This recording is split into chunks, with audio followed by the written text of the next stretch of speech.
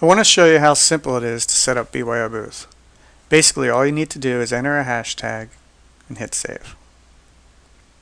So now we're waiting for photos tagged with wedding to be downloaded.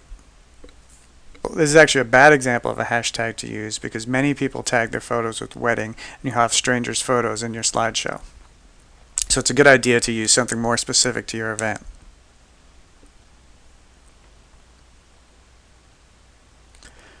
So our first set of photos have downloaded. And you see going in the slideshow, looks like we only have gotten a few photos. You can click on the photo, go into grid mode, and if you have a touchscreen and you let your users interact with it, they can print from here or delete a photo.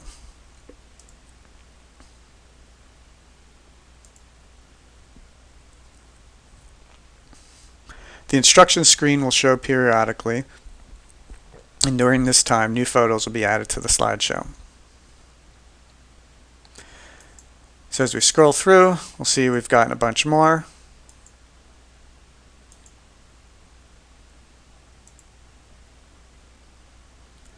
You can hit F1 to get back to the settings. So when you add your hashtag, it's actually a good idea to check the availability here. So this tells you that there's already 1.5 million photos with the hashtag wedding, so it's going to be a bad idea to use this. So if it's a hashtag that you know that you've been using, and perhaps people have been taking photos all day at an event before you've gotten set up and you want to add them to the slideshow, you can use this to download those existing photos from Instagram and add them. So right now I'm just going to download 10 photos. As you're downloading, they could also be uploaded to your client's Facebook page. So those have started downloading. Keep in mind, if you add a lot of photos, it's going to take a while.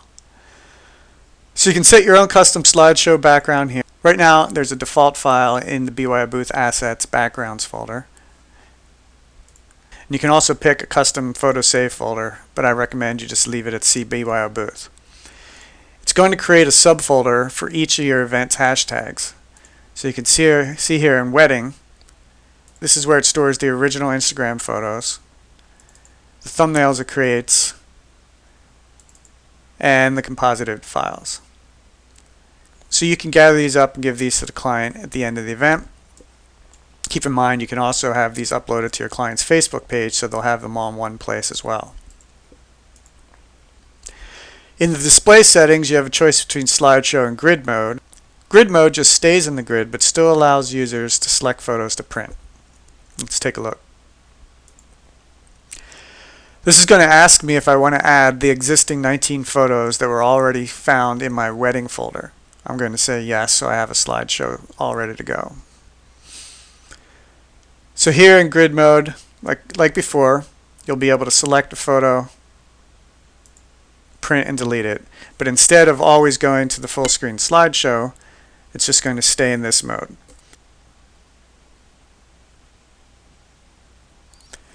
You can see new photos are added to the front of the grid here.